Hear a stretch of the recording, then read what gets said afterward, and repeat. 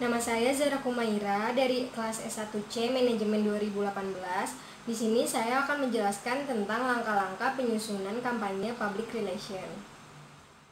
Atau langkah-langkah penyusunannya ini terbagi dalam 4 fase, di mana fase pertama itu yaitu penelitian formatif. Terdapat step 1 yaitu menganalisis situasi, step kedua menganalisis organisasi, dan step 3 menganalisis publik.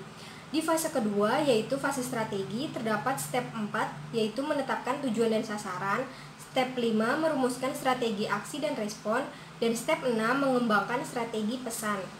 Di fase yang ketiga yaitu fase taktik, terdapat step 7 memilih taktik komunikasi, dan juga step 8 mengimplementasikan rencana strategis. Di fase keempat yaitu penelitian evaluatif, ini terdapat step terakhir yaitu step 9 mengevaluasi rencana strategis. Yang akan saya jelaskan lebih lanjut adalah step yang kelima, yaitu strategi tindakan dan strategi respon. Strategi proaktif, di mana strategi ini terbagi lagi menjadi 2. Strategi proaktif yang pertama adalah aksi. Ini adalah tindakan nyata yang dilakukan oleh organisasi dalam upaya mencapai tujuannya. Di sini terdapat kinerja organisasi, yaitu disinilah semua perencanaan strategis dimulai. Lalu ada keterlibatan pemirsa. Ini melibatkan penggunaan taktik komunikasi 2 arah yang kuat dan melibatkan audiens dan publik dalam aktivitas komunikasi. Lalu ada peristiwa khusus. Peristiwa khusus adalah kegiatan yang dipentaskan, yang merupakan kegiatan yang dikembangkan atau diatur organisasi untuk mendapatkan perhatian dan penerimaan publik kunci. Lalu ada aliansi dan koalisi. Aliansi cenderung menjadi hubungan kerja informal yang terstruktur longgar dan mungkin kecil di antara organisasi. Sedangkan koalisi adalah hubungan serupa yang sedikit lebih formal dan terstruktur daripada aliansi. Lalu ada sponsor. Sponsor adalah strategi penting untuk program yang berorientasi pada hubungan masyarakat. Lalu ada filantropi strategis. Ini adalah gagasan filantropi strategis di mana bisnis mendanai atau mendukung gerakan hubungan masyarakat dengan tujuan meningkatkan kepentingan bisnis mereka sendiri serta kepentingan karyawan dan pelanggan mereka. Lalu kesukarelaan itu, beberapa sponsor telah melibatkan komponen sukarelawan yang kuat.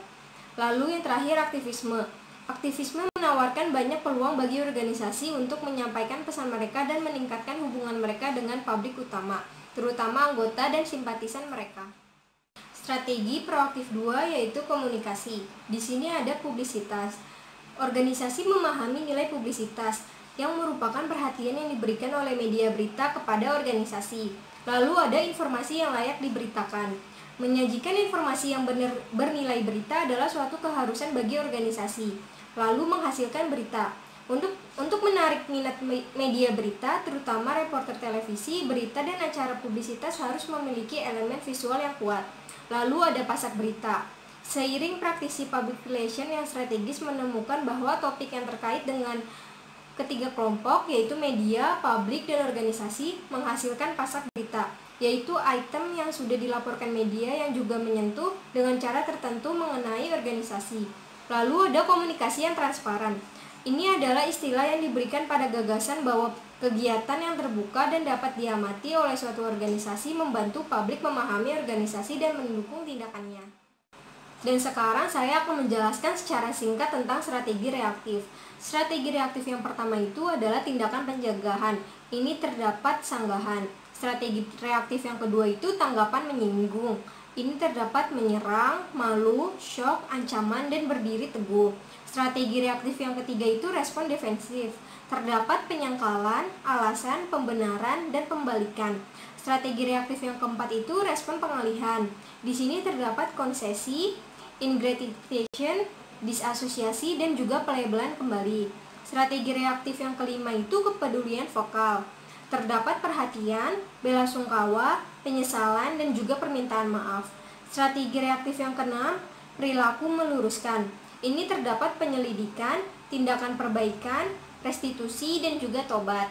Strategi yang terakhir yaitu strategi reaktif 7, tidak disengaja-sengaja, yaitu terdapat keheningan strategis, ambiguitas strategis, dan juga kelambanan strategis. Sekian video dari saya mengenai langkah-langkah penyusunan kampanye public relation, semoga bermanfaat.